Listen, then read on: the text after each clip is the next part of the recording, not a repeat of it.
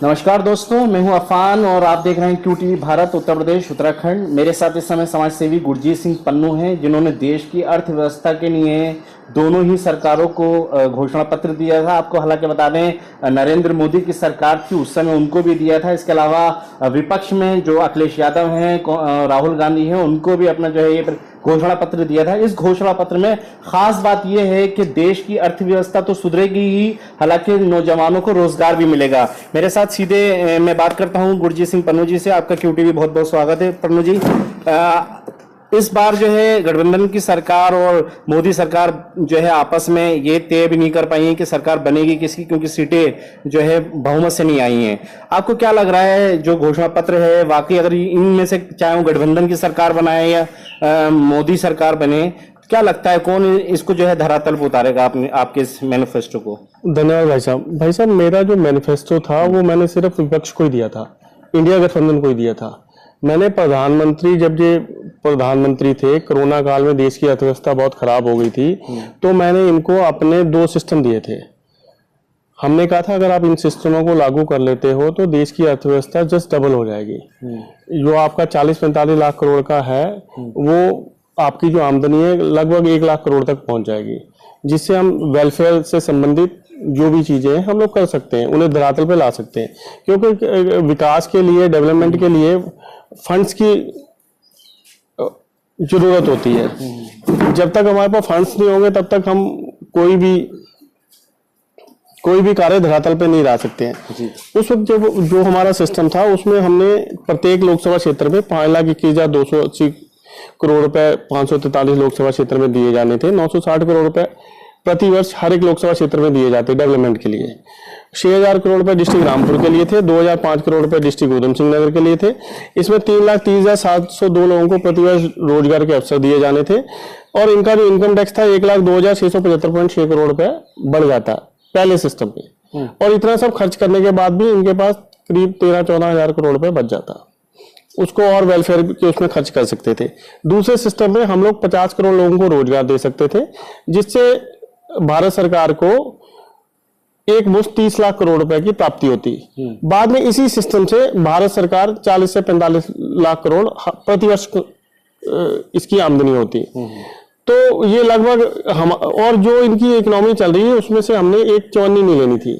ये जो पत्र है हमने प्रधानमंत्री के अतिरिक्त महामहिम राष्ट्रपति महोदय, वित्त मंत्री, गृह मंत्री भारत सरकार, रक्षा मंत्री, परिवहन मंत्री, राष्ट्रीय अध्यक्ष भारतीय जनता पार्टी योगी आदित्यनाथ माननीय मुख्यमंत्री उत्तर प्रदेश, डॉक्टर मनमोहन सिंह पूर्व प्रधानमंत्री, श्री राहुल गांधी जी, श्रीमती सोनिया गांधी जी, श्रीमती प्रियंका गांधी जी, श्री अखिलेश यादव जी, श्री अरविंद केजरीवाल जी, श्रीमती ममता बनर्जी जी, पुष्कर धामी उत्तराखंड चीफ मिनिस्टर, श्री भगवंत मान, श्री सुखविंदर सिंह सुक्खू, श्री एकनाथ शिंदे, श्री अशोक गहलोत, श्री नीतीश कुमार, हमने इन सभी लोगों जितने भी टोटल, तब उद्धव ठाकरे महाराष्ट्र के मुख्यमंत्री थे, उनको तत्कालीन मुख्यमंत्रियों को हम लोगों ने दिया था। जी जी।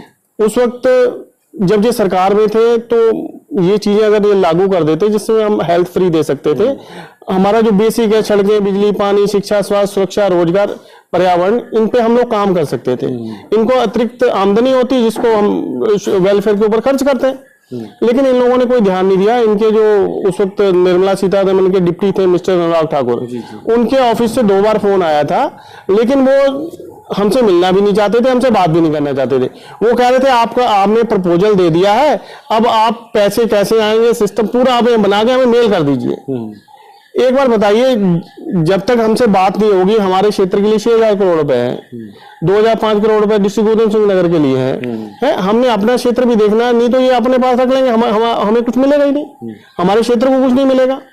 तो हम कह रहे थे आप हमें बुला लीजिए, हमसे बात कर लीजिए, तो इसको हम लोग लागू, कैसे पैसे आएंगे, पूरा हमारा बना हुआ सिस्टम बना हुआ, वो हम लागू कर सकते हैं। लेकिन इन्होंने हमारी कोई सुनवाई नहीं की। तब, और जब ये सत्ता में रहते हुए कोई काम नहीं कर पाए तो फिर दोबारा इनसे हमारा जो घोषणा पत्र है वो इनको देने का कोई प्रश्न ही नहीं उठता था।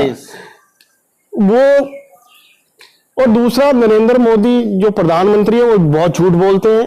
उन्होंने जब 2014 में जब आए थे तो उन्होंने कहा था कि काला धन लाऊंगा, 15 से 20 लाख हर एक गरीब आदमी के अकाउंट में आ जाएगा।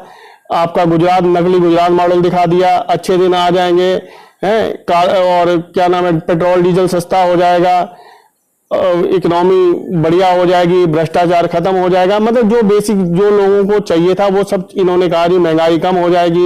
लेकिन जमीनी स्तर पे इन्होंने किसी चीज पे लागू कोई चीज लागू नहीं की, और उस पर इन्होंने कभी बात भी नहीं की। बाद में इन्होंने ये कह दिया ये तो जुमला था। पन्नू जी, अच्छा एक बात बताइए, इन्होंने अपने घोषणा पत्र इन्होंने जो किए थे वो कभी पूरे नहीं किए। बिजली उत्तर प्रदेश में कभी फ्री नहीं की, उत्तराखंड में कभी फ्री नहीं की। केजरीवाल ने पंजाब में और दिल्ली में बिजली फ्री कर दी। मगर लोग आज के टाइम में मूलभूत सुविधाएं तो चाहते हैं ना। आप बताइए, आपके मैनिफेस्टो में ये चीजें हैं? देखिए अरविंद की मतलब बेसिकली पहली बात तो हमें ये समझनी है कि ये कुछ फ्री में नहीं देते हैं, हमारा ही पैसा है। हम लोग टैक्सेस देते हैं, और जिन घरों में रहते हैं ये लोग, जो इनको जो 12-14 करोड़ रुपए की गाड़ी में घूमते हैं, जो 8-8 हजार करोड़ रुपए हवाई जहाजों पे घूमते हैं, जो इनकी सिक्योरिटी पे रोज का 1-1, 2-2 करोड़ रुपए खर्च होता है, वो हमारा पैसा है। और जो इनको तनख्वाहें मिल रही वो भी हमारा पैसा है। एग्जैक्टली। ये जो फ्री वाला सिस्टम है, बिजली फ्री, राशन फ्री, ये हमारे पैसे से ही आता है, और हमारे पैसे पे हमारा अधिकार है भी। जो हमारा पैसा वेलफेयर पे खर्च होगा ना, जब इनको हम इतनी बढ़िया बढ़िया सुविधा दे सकते हैं तो देश की आम जनता को क्यों नहीं मिलना चाहिए? देश की आम जनता को भी तो मिलना चाहिए, या सब कुछ इन्हीं को मिल जाना चाहिए? एक्चुअली बेसिकली वैसे तो जो हमारे नौकर हैं, जितने अधिकारी हैं, जितने नेता हैं, जितने एमएलए हैं, जितने एमपी हैं, ये सब हमारे नौकर हैं, जनता के नौकर हैं, जनता के नौकर हैं। मतलब जिंदगी वीआईपी गुजारते हैं। हाँ, लेकिन इनका सिस्टम बहुत अलग है। मेरा ये जो सिस्टम था, पैसा जनता का था और जनता के ऊपर खर्च होना था। दर्शकों, एक बात बता दूं आपको, गुरजीत सिंह पन्नू जी ने जो घोषणा पत्र तैयार किया है, इसमें रोजगार के अवसर तो है ही हैं, साथ ही डेवलपमेंट कितना होगा, सरकारों को कितना फायदा होगा, देश की तरक्की कितनी होगी, उन्नति के दौर पे देश कितना जो है पहुंचेगा, ये सारे आइडिया भी इस घोषणा पत्र के अंदर मौजूद हैं। मगर सरकारें इसको लागू करें तब है ना। आपने बतेरी कोशिश कर ली, आपने विपक्ष को भेजा, आपने सत्ता नहीं, मैंने सत्ता पक्ष को अपना घोषणा पत्र नहीं दिया, क्योंकि मुझे उनके ऊपर विश्वास नहीं है। मैंने जो मेरे दो सिस्टम थे वो मैंने भारत सरकार को भेजे थे, उन्होंने लागू नहीं किया, तो एक्चुअली इन पे कोई विश्वास भी नहीं करता है। जो कांग्रेस की सरकारें आई हैं, स्टेट में आई हैं, उन्होंने वेलफेयर के काम किए हैं। अरविंद केजरीवाल की सरकार ने वेलफेयर के काम किए हैं। इसलिए हमने जो इंडिया गठबंधन था उसके जितने भी थे, जैसे राहुल गांधी हो गए, जी जी जी जी, डॉक्टर मनमोहन सिंह हो गए, जी जी जी, श्रीमती सोनिया गांधी होगी, श्रीमती प्रियंका गांधी हो गए, श्री अखिलेश यादव जी हो गए, श्री अरविंद केजरीवाल जी हो गए, श्रीमती ममता बनर्जी जी होगी, श्री भगवंत मान जी हो गए, श्री सुखविंदर सिंह सुक्खू हो गए, श्री उद्धव ठाकरे हो गए, श्री अशोक गहलोत हो गए, श्री नीतीश कुमार हो गए, श्री वाईएस जगनमोहन रेड्डी हो गए, श्री प्रेमा खांडू, बसवराज बोम्बई, नवीन पटनायक, एमके स्टैलिन, सत्यपाल मलिक, जसवंत सिन्हा, कपिल सिब्बल, श्रीमती सुप्रिया श्रीनेत, सुश्री मायावती, तेजस्वी यादव, शरद पवार जी, मल्लिकार्जुन खड़गे जी, शिवपाल यादव जी, श्री अनंत शर्मा जी, जो विपक्ष के इंडिया गठबंधन के जो मेन चेहरे थे, हमने सभी को भेजा था। हमने इनको कहा था, आप जैसे इन्होंने राहुल गांधी जी ने ये कहा कि हम 1 लाख रुपया इन महिलाओं को, गरीब महिलाओं को हर साल देंगे, 50-20 रुपए हम महीने का देना शुरू कर देंगे, हम लोग सिलेंडर सस्ता कर देंगे और किसानों को एमएसपी की गारंटी देंगे। तो हमारा जो सिस्टम, अगर हम 1 लाख रुपया देने पे आ जाए, मतलब जो उनकी स्कीम है, मैं उसकी बात कर रहा हूं, तो मेरे पहले सिस्टम से ही हम लोग 3,28,50,000 लोगों को प्रति वर्ष 1 लाख रुपए की सहायता दे सकते हैं। 32,856 लोगों को प्रति वर्ष रोजगार के अवसर दे सकते हैं। किस तरीके से देंगे? अगर देंगे तो आप, मेरे पास सिस्टम है, आमदनी होगी उसी से देंगे हम। अच्छा, आमदनी करेंगे आप? हाँ, आमदनी, ये जो भारत सरकार की आमदनी है 40 से 45 लाख करोड़ की है। भारत सरकार को आमदनी होगी, उसी से हम लोग वेलफेयर, इनसे जो इनकी इकोनॉमी चल रही है उसमें हमने चवन्नी नहीं लेनी है। उसमें हमने एक पैसा नहीं लेना है। ये जो मेरा सिस्टम है, ये पहले साल में 60 से 70 लाख करोड़ रुपए की भारत सरकार को आमदनी होगी, उसी से वेलफेयर पे खर्च किया जाएगा। उसमें ऐसा था कि 960 करोड़ रुपए प्रति वर्ष हर एक लोकसभा क्षेत्र में दिए जाने थे। अगर हम लोग उसमें, मैंने कुछ चीजें ऐड की थी, मैंने कहा हम लोग हेल्थ फ्री दे सकते हैं। 600 करोड़ रुपया हर प्रत्येक लोकसभा क्षेत्र में प्रति वर्ष हेल्थ सेक्टर पे दिया जा सकता था। और डिस्ट्रिक्ट जनपद रामपुर के लिए, रामपुर लोकसभा क्षेत्र के लिए 6000 करोड़ थे और जनपद उधम सिंह नगर के लिए 2005 करोड़ रुपए थे। इतना सब कुछ देने के बाद भी इनके पास 13 से 14 हजार करोड़ रुपए बचते हैं। बिल्कुल। ये जो पहला सिस्टम था, ये अबाउट 7.5 लाख करोड़ रुपए का इनकी आमदनी होनी थी पहले सिस्टम में, वो हर साल होती रहेगी। अच्छा, और दूसरे सिस्टम में 50 करोड़ लोगों को हमें रोजगार देना था, जिससे भारत सरकार को एक मुश्त 30 लाख करोड़ रुपए मिलते हैं। और 30 लाख करोड़ में से अगर हम लोग 10 लाख करोड़ का किसानों को पैकेज दे देते, किसान भी खुश। 5 लाख करोड़ का गरीब मजदूरों, छोटे दुकानदारों, महिलाओं को पैकेज दे देते, इनके पास 15 लाख करोड़ रुपए बचता। उसके बाद इनको करीब 35 से 40 लाख करोड़ आमदनी होती दूसरे सिस्टम से एक साल में। अगर आप 40, 10, 50 और 55 लाख करोड़ को अगर हम 543 लोकसभा क्षेत्र में डिवाइड कर देते हैं तो लगभग 9 से 10 हजार करोड़ रुपए एक लोकसभा क्षेत्र के हिस्से में आता है। और अगर हम एक साल में 9 से 10 हजार करोड़ रुपए एक लोकसभा क्षेत्र में खर्च कर दें अलग से, जो इनकी इकोनॉमी चल रही है उसमें से हम चवन्नी नहीं ले रहे हैं, तो मेरे ख्याल से सड़कें, बिजली, पानी, शिक्षा, स्वास्थ्य, सुरक्षा, रोजगार, पर्यावरण, सोशल सिक्योरिटी, बेसिक्स तो हम एक साल में पूरा दे सकते हैं, पूरा कर लेंगे। उसके बाद इनको हर साल हम लोग 6 से 7 हजार करोड़ रुपया दे सकते हैं प्रत्येक लोकसभा क्षेत्र में। उसमें ये तो 2 चीजें थी। उसके बाद जैसे शस्त्र लाइसेंस थे, इन्होंने शस्त्र लाइसेंस तीसरा चौथा खत्म कर दिया बगैर सोचे समझे। इन्होंने कहा जी 2 ही रहेंगे, पुराने वाले निरस्त कर दो। मैंने इनको ये कहा था कि आप अपने घोषणा पत्र में ये कहिए कि हमारी सरकार आते ही तीसरा चौथा लाइसेंस बहाल हो जाएगा, लाइसेंस नीति हम इजी कर देंगे। कम से कम 7 लाख लोगों के लाइसेंस इन्होंने निरस्त किए हैं अवैध तरीके से। वो 7 लाख लोग इनके साथ जुड़ते, उनके साथ वाले इनके साथ जुड़ते, तो आज इनकी जो स्थिति हुई है वो स्थिति नहीं होती। और उसके बाद मैंने कहा जी आप लाइसेंस नीति इजी कर दो, जैसे जो अधिकारियों को रिश्वत जाती है वो सरकारी कर दीजिए। हर एक तहसील में एक ट्रेनिंग सेंटर खोल दीजिए, आपने हथियार रखना कैसे है, चलाना कैसे है। दूसरा, आपको एक ट्रेंड लोग मिल जाएंगे, अगर देश इतने उनकी जरूरत हो तो उनका इस्तेमाल किया जा सकता है। एज ए वॉलंटरी हम लोग उनको यूज कर सकते हैं।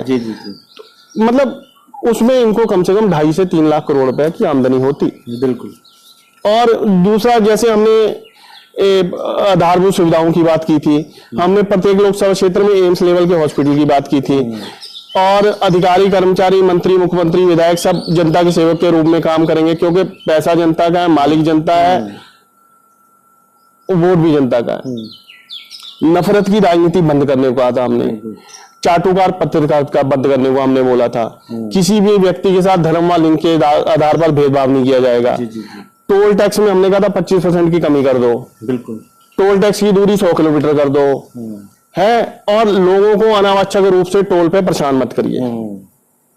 भाई साहब, मैं अपनी बात बता रहा हूं, मैं दिल्ली से आ रहा था, मेरे पास दूसरी गाड़ी थी, उसमें टेम्परेरी नंबर पे, जैसे हम नई गाड़ी लेते हैं तो वो टेम्परेरी नंबर पे ही फास्ट टैग दे देते हैं। बिल्कुल। तो वो मेरा, जब मैं गया हूं तो पैसे कटते गए, आती बार भी पैसे कटते आए उसी से, मेरे उसमें पैसे थे। और जब मैं रामपुर वाले, जो मेन वाला टोल है रामपुर मुरादाबाद के बीच में है, हाँ, वहां पे मैं आया हूं तो वो कह रहा जी हम नहीं जाने देंगे गाड़ी आगे। मैं कहा भाई जब इसमें पैसे है, मैं कहा इसका टेम्परेरी नंबर है, टेम्परेरी नंबर शो हो रहा है, तो आप क्यों नहीं जाने दोगे? भी जब मेरे उसमें पैसे हैं तो आप जाने दीजिए। कह रहा नहीं हम नहीं जाने, वो 8-10 लोग इकट्ठे हो गए। तो वो एक तरह से गुंडागर्दी। मैंने कहा आप लोग गुंडागर्दी कर रहे हो। मैं कहा हमारे पैसे से तुम लोगों को, हमारे पैसे कट रहे तभी तुम लोगों को तनख्वाहें मिल रही है। मैं कहा इसमें एक बार बताओ इसमें दिक्कत क्या है? मैं कहा ये मेरा गाड़ी का, मेरे पास टेम्परेरी नंबर की वो भी पड़ी थी। मैं कहा ये मेरी गाड़ी है, पंजाब नंबर का टेम्परेरी नंबर, पीबी करके कुछ, पीबी उसका जो, मैं ये टेम्परेरी नंबर है। और मैं कहा जब इसमें पैसे कट रहे हैं तो आपको दिक्कत क्या है? कह रहे जी वो जो नया नंबर आ रहा है UK06 BD0010 आ रहा है वो नहीं दिख रहा है। मैं कहा भाई साहब वो चेंज नहीं किया, अगर आपको दिक्कत हो तो आप चेंज कर दीजिए हमारा। लेकिन आपको मतलब पैसे मिल रहे भाई साहब, गुंडागर्दी क्या है इससे? गुंडागर्दी आपका फास्टैग में उन्होंने स्कैन कर लिया गाड़ी, गुंडागर्दी है भाई साहब। मेरी जगह अगर कोई मेरे को कह रही है आप वापस लेके जाइए, अभी पिटते हैं यहाँ आए दिन की जो तस्वीर, मुझे कह रही है वापस लेके जाइए, ऑटोमेटिक लाइन से निकालिए। मैं कहा जब ऑटोमेटिक लाइन से निकल जाएगी तो इसमें क्या दिक्कत है भी, जहां तुम्हारा जब ऑटोमेटिक, तो मैं कहा आप लोग ये बात तो मानते हो कि इसमें पैसे हैं तभी तो निकल जाएगी है, तो इसमें क्या दिक्कत है। बाद में भाई साहब मैंने खुद अपने हाथ से वो हटा के मेरे पैसे भी कटे तब मैं निकला हूं। बताइए, मतलब मेरा इन्होंने आधा घंटा खराब किया भाई साहब। और जबकि रूल्स ये है 5 मिनट से ज्यादा आप टोल पे रुक नहीं सकते, इन्होंने मेरा आधा घंटा खराब किया। मतलब इतनी गुंडागर्दी है। मैंने कहा आप अपने अधिकारी को बुला लीजिए, मतलब वो कोई सुन के राजी नहीं था। मतलब बिल्कुल एकदम गुंडागर्दी में, अगर कोई बेचारा गरीब आदमी होता तो वैसा वाला होता तो ये इन्होंने बिल्कुल ही मतलब उसको बेचारे को निकलने नहीं देते। मतलब हम पैसे भी दे रहे हैं, सब कुछ सही है, उसके बावजूद वही मैं कह रहा था कि लोगों को मतलब जैसे परेशानी होती है ये परेशानी बंद हो जाए। सही बात है। और यहाँ से अगर हम यहाँ से दिल्ली जाते हैं 1-2 मतलब कम से कम 8-10 टोल मिलते हैं, बिल्कुल, और वो भी 30-40 किलोमीटर की दूरी है, 200 कुछ किलोमीटर। और जब कायदे में 2 होनी चाहिए, 2 टोल होने चाहिए, 2 टोल होनी चाहिए। मतलब इतनी भाई लूट है, बिल्कुल लूट है। वो मैंने इनको कहा था, मैंने कहा आप इसकी दूरी 100 किलोमीटर कर दीजिए, अनावश्यक टोल बंद कर दीजिए है, और वहां पे आदमी को परेशान ना करें, मतलब गुंडागर्दी ना करें। आप उनकी सुविधा के लिए अगर बैठना समस्या है तो आप उसको, हाँ, उसका निस्तारण करिए, उन्हें परेशान मत करिए।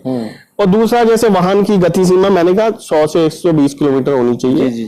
क्योंकि 100 किलोमीटर में गाड़ी नियंत्रण हो जाएगा, अच्छी सड़क होती है तो 120 तक। वहां ये चोरों जैसे खड़े हो जाते हैं, फिर ये पैसे लेते हैं, रिश्वत लेते हैं। जी। दूसरा दूसरा मैंने इनको भारत की समस्त नदियों को जोड़ने का बोला था। मैं कहा जिससे बाढ़ और सूखे की स्थिति निपटा जाए। कई हमारी बंजर भूमि है उसे हम लोग काम में ले सकते हैं। महंगाई को न्यूनतम करने का बोला था, पर्यावरण शुद्ध करने के लिए बोला था, और मैंने कहा था इमारती लकड़ी का न्यूनतम मूल्य निर्धारित कर दीजिए। जैसे हम लोग पॉपुलर लगाते हैं, सफेदा लगाते हैं, 1000 रुपए क्विंटल हो जाएगा ना तो लोग इस फसल की तरफ आ जाएंगे, किसान ज्यादा से ज्यादा बढ़ चढ़कर, जिससे हमें जंगल का एरिया मिल जाएगा। मैं कहा जैसे छोटे बच्चे हैं 9, 10, 11, 12 के बच्चे हैं, उनको को भी आपने हर साल 2 पेड़ लगाने हैं, उनको पालना है।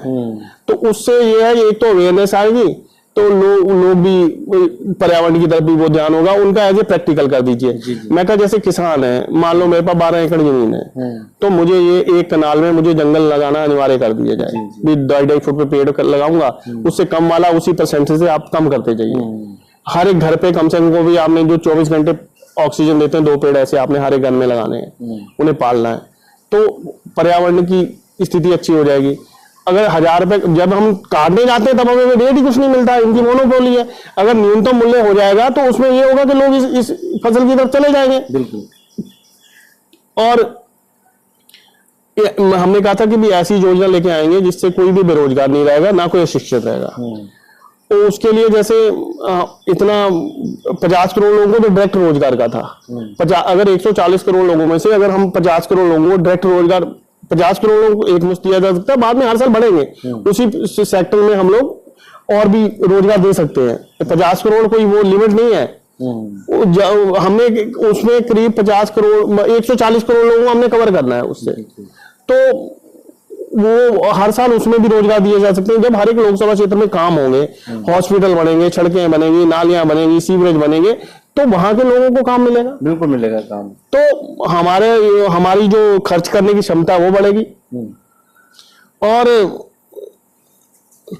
वो जनता की कोई भी समस्या है, जैसे इन्होंने वो ऐप बना दी, प्रधानमंत्री है, मुख्यमंत्री है, हेल्पलाइन है, लेकिन उसमें जमीनी स्तर पे भाई साहब कोई काम नहीं, सिर्फ फर्जी निशान होते हैं, गलत रिपोर्टें लगाते हैं। अगर उनका हम जमीनी स्तर पे काम करने लगे ना तो मेरे ख्याल से बाद में हमें जब लास्ट में जाके जो 2-4 महीने काम करते हैं, इनको कुछ करने की जरूरत नहीं, इतने काम हो जाएंगे। और जबकि उसमें भी रूल्स लगाने चाहिए, अगर फर्जी निस्तारण हो गया उसकी जांच करके उससे अधिकारी पे एक्शन होना चाहिए। हमने दूसरा कहा था कि जनता की इच्छा के अनुरूप एजेंडा तैयार करिए जी। जनता के बीच में जाइए, उनसे पूछिए भी उनकी क्या प्रॉब्लम है, उसी के अनुरूप एजेंडा तैयार करिए। और जैसे गांव और शहरों में अवैध अतिक्रमण है, उसको उसको हटाया जा सकता है। उसके लिए जैसे मान लो कि पहले हम 5,000 का फाइन कर दें, फिर जस्ट डबल कर दे, फिर भी ना माने फिर उसका डबल कर दे, उसके बाद ना माने तो उसे 6 महीने की जेल प्लस फाइन कर दो। तो भाई साहब विद इन 10 डेज अगर कोई आपको सड़क पे अतिक्रमण मिल गया तो मेरा नाम बदल देना। बिल्कुल बिल्कुल। और दूसरा मैंने कहा था जैसे लोग सड़क पे गंदगी डालते हैं, थूकते हैं, तो उनके ऊपर फाइन की व्यवस्था की जाए। जो उसकी फोटो देता है या वसूलता है तो उसको कुछ परसेंटेज दिया जाए, इससे लोग अवेयर होंगे। और बच्चे जैसे स्कूल में पढ़ते हैं, छोटे बच्चे होते हैं, उनको शुरू से ऐसी शिक्षा दी जाए स्कूल में कि भी आपने बाहर गंदगी नहीं डालनी है, थूकना नहीं है, डस्टबिन में कूड़ा डालना है। आप गाड़ी पे भी जा रहे हो तो गाड़ी में आप डस्टबिन रखिए। भाई फॉरेन कंट्री में किसी को आपने रोड पे थूकते देखा है? कुछ चीज डालते नहीं देखा, थूकना तो दूर की ठीक है, ना कोई हॉर्न बजाता है। आपने वहां जैसे हम यहाँ एयरपोर्ट में उतरते हैं तो ऐसे इतने हॉर्न सुनाई देते हैं कि कान पूरे फटने लग जाते हैं। वहां से आदमी बिल्कुल उससे आता है, यहाँ आते ही पूरा सिस्टम ही खराब हो जाता है। इंडिया में आते ही जो है तो हमने ये कहा था कि भी प्रत्येक गांव में व्यायामशाला और वॉकिंग ट्रैक, ठीक है, और आवारा पशुओं के निस्तारण के लिए कहा था, क्योंकि आवारा पशुओं से हमारा खेतों का बहुत नुकसान होता है। बिल्कुल, ठीक है, कृषि को बहुत नुकसान होता है। और उनके पशुओं के ऊपर भी दिक्कत होती है। एक्चुअली जब आदमी के खेत में चुगते हैं तो वो आदमी ये नहीं देखता है जानवर है या कुछ है, वो तो फिर लठ लेके पिल जाता है, उसके हाथ पैर टूट जाते हैं, एक और बवाल हो जाता है, क्योंकि वो अपना सब कुछ तो फसल पे लगा देता है, लेकिन वो सोचता नहीं है ना। हालांकि आदमी सोचते हैं नुकसान हो गया, नुकसान तो वापस नहीं आने का, लेकिन हमारी ये फितरत है कि हम लोग सोचते नहीं है। अगर हम लोग मतलब आदमी के बारे में किसी हम गुस्सा हो जाते हैं तो एकदम एक्शन ले लेते हैं। बिल्कुल बिल्कुल। और लेकिन वो जो चीज हो गई होती है वो वापस तो नहीं आती है। जी जी। लेकिन हम लोग हमारी सोच ऐसी है। रसोई गैस पेट्रोल डीजल के दाम कम करने को बोला था, अदालतों से भ्रष्टाचार मुक्त किया जाएगा, ऑल वेदर सड़कों के निर्माण का था, निःशुल्क स्वास्थ्य और निःशुल्क शिक्षा का था, और किसी व्यक्ति के विरुद्ध अगर कोई शिकायत आती है तो उसकी प्रॉपर जांच हो। अगर मैं किसी के विरुद्ध गलत शिकायत करता हूँ तुरंत मेरे खिलाफ कार्रवाई हो, एफआईआर हो, तुरंत मेरे खिलाफ कार्रवाई हो। जी जी। और जैसे ये गाड़ियां थी, इनका वैलिडिटी 15 साल तक के लिए है।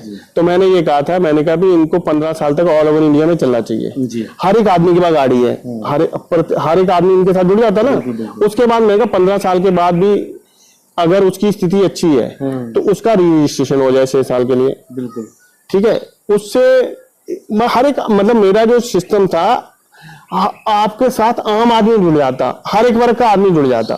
जैसे ये वहां पे दिल्ली नहीं जा सकते जी, क्यों नहीं जा सकते? जब हमने 15 साल के लिए टैक्स दिया तो क्यों नहीं जा सकते भैया? कैसे हमारी गाड़ी आप लोग सीज कर दोगे? मतलब एकदम अंधेर कर दी है। जैसे ये अग्निवीर की योजना थी, उसके लिए ये था कि भी उसको खत्म करके हम मतलब जो बेसिक चीजें थी उसी के बारे में हमने बात की थी। इससे आम जन इनके साथ जुड़ जाता। लेकिन हमारी बात भाई साहब किसी ने नहीं सुनी। हमने सभी इसके पास अप्रोच की। इनके जो कैंडिडेट थे यहाँ से प्रकाश जोशी थे, उनको मैंने कहा जी आप राहुल गांधी जी से बात करा दीजिए, ये कर लीजिए। मैं कहा फोन पे बात कर लेंगे, उतने से काम हो जाएगा। लेकिन उन्होंने भी कहा मैं देखता हूँ। फिर इनके पंजाब के प्रभारी हैं मिस्टर देवेंद्र यादव है, उनसे मेरी बातचीट हुई। तब चौथे चरण का चुनाव हो गया था, तो उन्होंने कहा कि अब तो लेट भी हो गए हैं तो, लेकिन चीजें तो बहुत अच्छी हैं।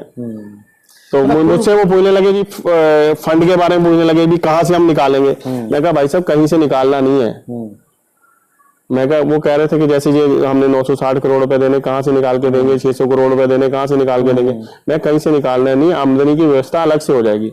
मैं कहा इसमें लिखा भी हुआ है। मैं कहा प्रॉब्लम यह है कि हम लोग आप लोग पढ़ते नहीं है, इसमें नोट करके लिखा भी हुआ है कि भी अलग से हो जाएगा सिस्टम। तो इसमें लिखा है कि इस संबंध में वर्तमान चल रही व्यवस्था में किसी प्रकार का हस्तक्षेप किए बगैर देश के सर्वांगीण विकास। ठीक है। वो पहले भी हमने जो दिया था उसमें प्रॉपर लिखा है कि नोट बना के लिखा है कि जो आपकी इकोनॉमी चल रही है उसमें हमने चवन्नी नहीं लेनी है। तो इस तरह से था। इन लोगों ने अगर इन लोगों ने इस पे संज्ञान ले लिया होता तो आज इनकी ये स्थिति नहीं होती। और जो जनादेश आया है प्रधानमंत्री के विरुद्ध आया है, उनके अंदर नैतिकता तो है नहीं। ठीक है। वो तो फिर दोबारा से फिर आएंगे, तिवारा से भी आएंगे, चौबारा से भी आएंगे। लेकिन जो जैसे श्री नीतीश कुमार जी हैं, जिसे चंद्रबाबू नायडू जी हैं, ये सुलझे हुए लोग हैं, अच्छे लोग हैं। इनको देश के बारे में सोचना चाहिए, देश के लोगों के बारे में सोचना चाहिए। जो जनादेश आया इनके विरुद्ध आया है, इससे इनको सबक हासिल कर लेना चाहिए। एक्चुअली ये जो इंडिया गठबंधन को बनाने वाले तो नीतीश कुमार ही थे, जी जी जी जी। चंद्रबाबू नायडू भी थे, हैं, तो अच्छे काम करें, बढ़िया काम करें, किसानों को एमएसपी मिले, और मैं ये कह रहा हूं, मुझे बुला लें, मैं इनको पूरा सिस्टम बना के दे दूंगा। और मेरी जो गारंटियां हैं, मैं गारंटीड ये कह रहा हूँ, 1010% होने वाला काम है। मेरी जो गारंटियां हैं, जो मैं बात कह रहा हूँ, वो नरेंद्र मोदी जैसे नहीं है, कोई जुमला नहीं कर रहा हूं मैं ये कह रहा हूं कि अगर ये चीजें जो मैं कह रहा हूं, अगर जहां तो मुझे प्रधानमंत्री बना दो तो मैं लागू कर दूंगा, नहीं तो मैं जो सजेशन दूंगा, आप बड़े से बड़ा इकोनॉमिस्ट बिठा लेना, बड़े से बड़ा ब्रेन बिठा लेना, जो मैं चीज कह रहा हूं वो चीज हो जाएगी, 100% 1010%, 100 में 1010% हो जाएगी। और मैं ये भी कह रहा हूं कि मैं से स्टाम्प पेपर में लिखवा लो, अगर ये सब चीजें ना हो पाए तो मुझे कहीं भी बुला के फांसी पे चढ़ा देना। बड़ी बात कह दी आप। मैं इतनी बड़ी बात कह रहा हूं, लेकिन ये पता नहीं सुन के क्यों राजी नहीं है ये। अच्छा, अब आपको लगता है कि ये गठबंधन की सरकार जो है बनाने की प्रयास कर रहे हैं, उधर मोदी जी अपनी सरकार बनाने की कोशिश कर रहे हैं, क्या लग रहा है आपको इन लोगों में जो खींचातानी चल रही है, और अभी तक जो है अभी यही तय नहीं हुआ है कि सरकार बनाएगा कौन? देखिए, इंडिया गठबंधन के पास नंबर्स तो नहीं है।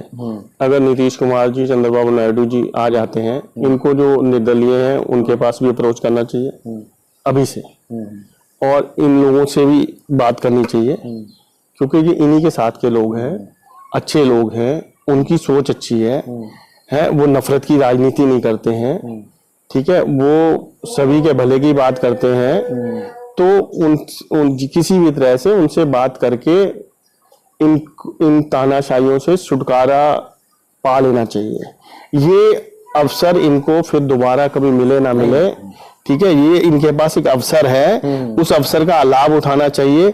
देखिए, इन्होंने कई मुख्यमंत्री इनके साथ भी गलत किया है, चंद्रबाबू नायडू के साथ गलत किया है, नीतीश कुमार जी के साथ गलत किया है, अरविंद केजरीवाल जी के साथ गलत किया है, हेमंत सोरेन, मतलब इन्होंने किसी को छोड़ा नहीं है जी, छोड़ा नहीं है।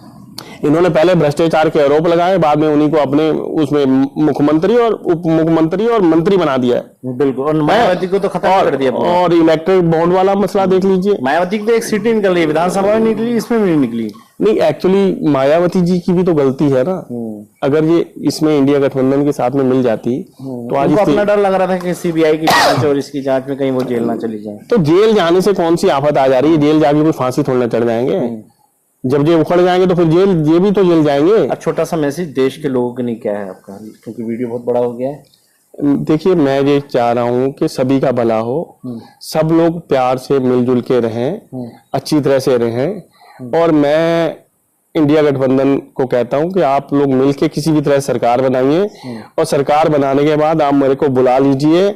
मैं ये जो मेरा सिस्टम है, मुश्किल से आधा घंटा नहीं लगेगा आपको समझाने में जी, सिर्फ आधे घंटे का काम है। आप मुझे आधे घंटे का टाइम दे दीजिए, मैं आपको पूरा समझा दूंगा, इसे लागू कर दीजिए, तो हमारे देश में किसी भी तरह की कोई कमी नहीं रहेगी। हमारा जो इंफ्रा है और हेल्थ सेक्टर है, वर्ल्ड लेवल का हो जाएगा, मतलब बदलाव हो ही जाएगा। हालांकि ये मेरे साथ गुरजीत सिंह पन्नू थे, इन्होंने अपनी बात और बहुत अच्छे से रखी, देश की भलाई की नहीं, देश की उन्नति की नहीं। फिलहाल मांग करी जा रही है कि गठबंधन सरकार बनाए और इनको बुलाकर इनके जो घोषणा पत्र है उसको लागू करा जाए, धरातल पर उसको उतारा जाए। वीडियो जर्नलिस्ट परवेज अली के साथ अफान अहमद, QTV भारत, उत्तर प्रदेश।